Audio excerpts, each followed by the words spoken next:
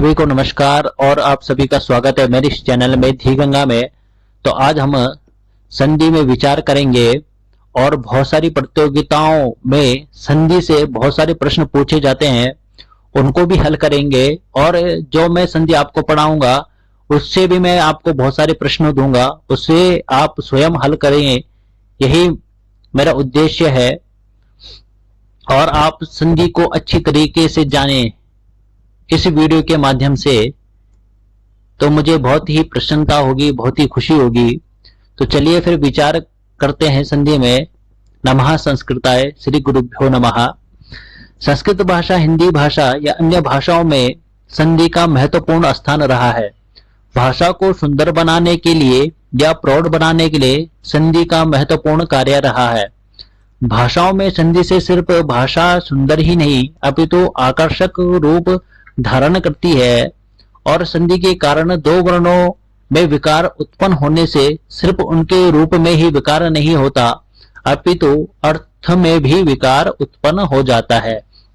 कि जब हम संधि करते हैं और संधि दो वर्णों के मेल से होती है, उस मेल से जो विकार उत्पन्न होता है वो सिर्फ शब्द में ही नहीं अपितु अर्थ में भी उसका प्रभाव पड़ता है। यही संधि का चमत्कार है।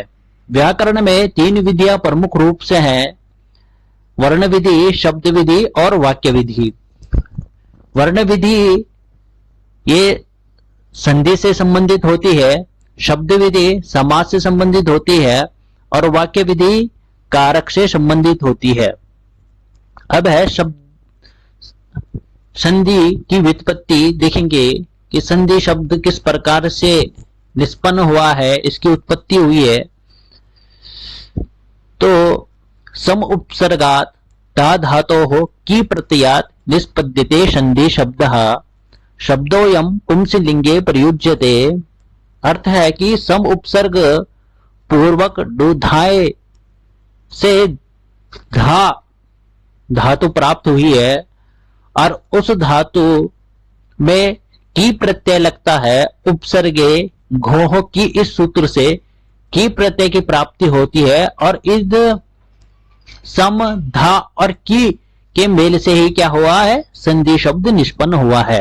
अब हम पूरा संधि शब्द सिद्ध कैसे होता है वो देखेंगे। तो सम दुधाए धातु से हलंतम हल्की संज्ञा अतस्य लोप से लोप हुआ है, यह शब्द लोप हो गया तो सम प्लस दुधा बचा।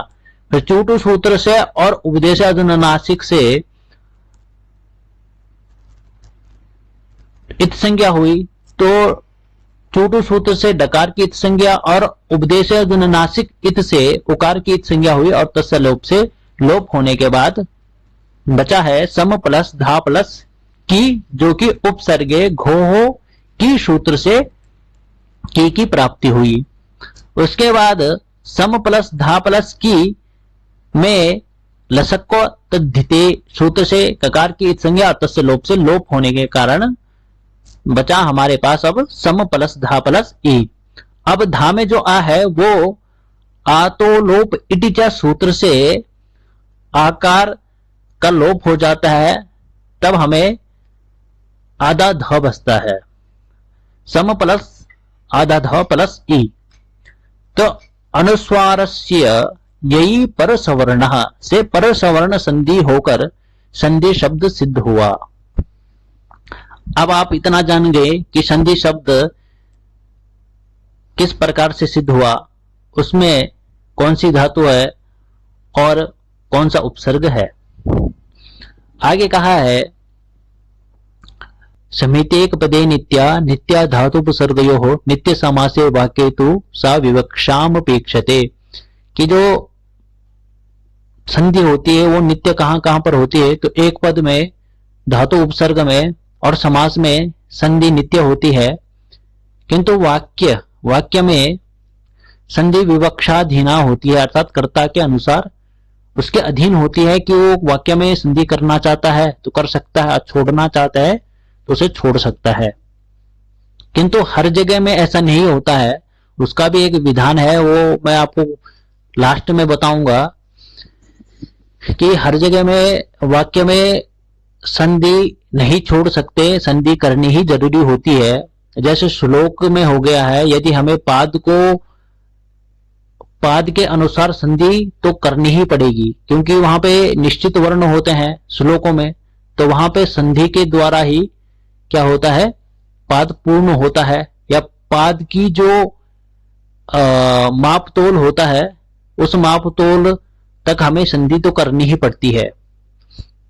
यह मैंने आपको संक्षिप्त में बता दिया है। आगे देखिए, वर्णानाम परस्परम विकृति मत संधानम संधि, वर्णानाम अतिशयता सन्निधि संधि, कि दो वर्णों में अति निकटता के कारण उनके मेल से जो विकार होता है उसे संधि कहते हैं। वर्ण संधानम संधि या संधान मिति संधि, कि वर्णों के संधान या मेल को संधि कहते हैं।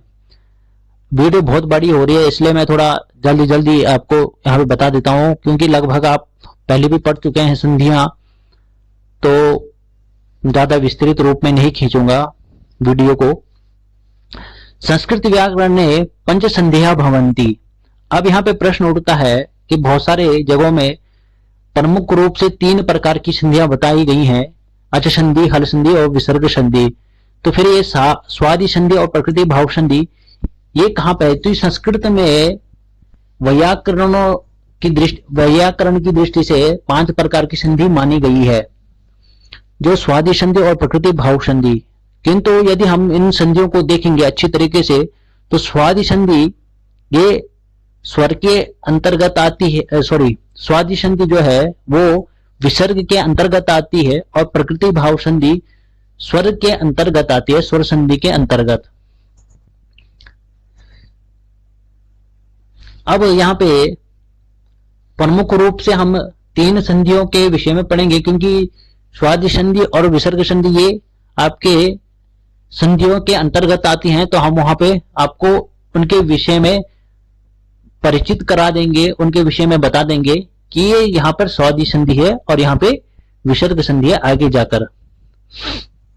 तो यहाँ पे देखिए, स्वर संधि विद्या प्लस आलय विद्यालय, देव प्लस ईशा देवेशा। स्वर संधि जहां पर स्वरों के द्वारा संधि होती है, अर्थात दो स्वर्ण वर्णों के बीच में जो संधि होती है उसको स्वर संधि कहते हैं, और 2 व्यंजनों के बीच में जो संधि होती है उसको व्यंजन संधि कहते हैं। और विसर्ग संधि जहां पे विसर्ग की संधि की जाती है उसे विसर्ग संधि कहते हैं। विष्णु प्लस त्राता विष्णु त्राता, निह प्लस क्रांता निष्क्रांतः। आगे देखिए, तो व्याकरण के संदर्भ में संधि शब्द का अर्थ है वर्ण विकार। यह वर्ण विधि है 2 पदों या एक ही पद में 2 वर्णों के परस्पर व्यवधान रहित सामीप्य, अर्थात संहिता में जो वर्ण विकार परिवर्तन होता है उसे संधि कहते हैं। यथा विद्या प्लस आलय विद्यालय, यहां पर विद्या प्लस आ और आलय का आ में आ की अत्यंत सामीप्यता के कारण क्या हो जाता है, दीर्घ हो जाता है, दीर्घ आवर्ण आता है, और उस आवर्ण के मेल से क्या हो जाते हैं, विद्यालय शब्द सिद्ध हो जाता है। हिंदी में या लघु सिद्धांत में संधि के मुख्यतः 3 भेद माने हैं। ये मैंने आपको ऊपर बता दिया था कि वरदाचार्य जी ने कि सिर्फ 3 संधियों का ही वर्णन किया है, भिन्न रूप से स्वादि संधि और प्रकृति भाव संधि के विषय में नहीं बताया है। स्वर संधि, व्यंजन संधि और विसर्ग संधि। अब पाणिनीय परिभाषा में एक सूत्र आता है संधि में, ये प्रमुख रूप से है कि परः सन्निकर्षः संहिता, कि वर्णों के 2 व्याकरण में एक सूत्र आता है, प्रमुख रूप से इस सूत्र का महत्व है परः सन्निकर्षः संहिता, और भी संधि में कि परः सन्निकर्षः संहिता अर्थात 2 जब हम संधि करते हैं तो 2 वर्णों के बीच में क्या होनी चाहिए, संहिता होनी चाहिए, तभी क्या होगा, संधि कार्य होगा। यदि संहिता नहीं है, अब आप बोलोगे संहिता किसे कहते हैं, तो संहिता नाम ही है कि 2 वर्ण है, अलग अलग वर्ण है, जैसे विद्या प्लस आलय। तो विद्या ज्ञान, आलय मतलब घर। अब इन दो वर्णों में पहला जो शब्द है वो विद्या है और दूसरा शब्द है आलय। अब इन दोनों के बीच में हमें संधि करनी है, तो इन दोनों के बीच में क्या होनी चाहिए, संहिता होनी जरूरी है। संहिता संज्ञा मतलब इस दोनों की जगह को ही संहिता कहते हैं। अब जब संहिता होगी तब क्या होगा, एक दीर्घ वर्ण आएगा, ठीक है। तो वर्णानाम अतिशयिता सन्निधि संहिता संज्ञा स्यात् की वर्णों के अत्यधिक निकटता को संहिता कहा जाता है। मैंने पहले बताया ना आपको कि विद्या और आलय में जो ये बीच का जो हिस्सा है उसको हम संहिता संज्ञा कहते हैं। किस परः सन्निकर्षा संहिता पाणिनीय के अनुसार। जैसे सुधी प्लस उपास्य, अब यहां पर ई तथा ओ वर्णों में अत्यंत निकटता है, तो इसी प्रकार के वर्गों की निकटता को संस्कृत व्याकरण में संहिता कहा जाता है। संहिता के विषय में ही संधि कार्य होने पर शुद्धोपास्य शब्द की सिद्धि होती है। इसी प्रकार से विद्यालय शब्द की सिद्धि होती है। इसी प्रकार से देव प्लस ईशः देवेशः रूप सिद्ध होता है।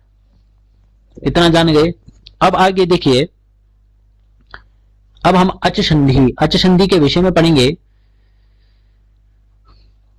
अच संधयः, इसके भेद हैं अच संधि के, तो मैं आपको पहले भेद बता देता हूं। अच संधि के 8 भेद माने गए हैं। यण, अयादि, गुण, वृद्धि, दीर्घ, पूर्व रूप, पर रूप और प्रकृति भाव। जो प्रकृति भाव आप मैंने पहले बताया था आपको, जो भिन्न रूप से व्याकरणों ने अलग मानी है, वो इसके अंतर्गत अर्थात अच संधि के अंतर्गत आती है। अब देखिए अच संधि, स्वरस्य स्थाने आदेशः स्वर संधि, स्वर द्वयोः मेलनेन यह विकारः आयाति सह एव संधि। कि स्वरस्य स्थाने आदेशः, कि स्वरों के स्थान में जो आदेश हो उसे स्वर संधि कहते हैं। और जहां पर द्वयोः स्वर, जहां पे दो स्वर मिलते हैं और उन दो स्वर व्यंजनों के मिलने से जो विकार उत्पन्न होता है उसे संधि कहते हैं। इतना समझ गए। तो आगे देखते हैं कि दो अत्यंत निकट स्वरों के मिलने से जो ध्वनि में विकार उत्पन्न होता है उसे अच संधि अथवा स्वर संधि कहते हैं। स्वर के साथ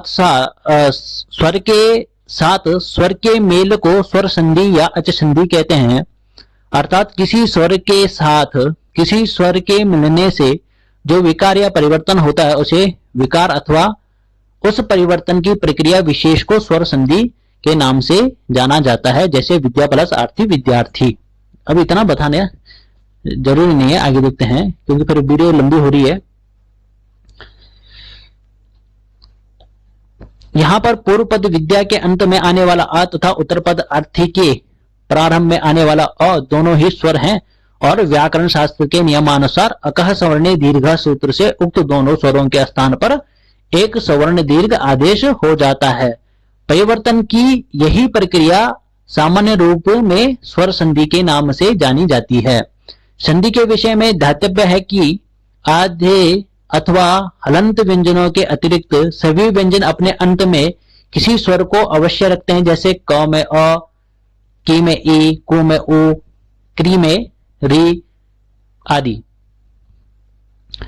सवर्ण दीर्घ, गुण वृद्धि, यण, पररूप, पूर्व रूप, अयादि तथा प्रकृति भाव के भेद से स्वर संधि मुख्यतः 8 प्रकार की होती है। अब है यण संधि। तो यण संधि में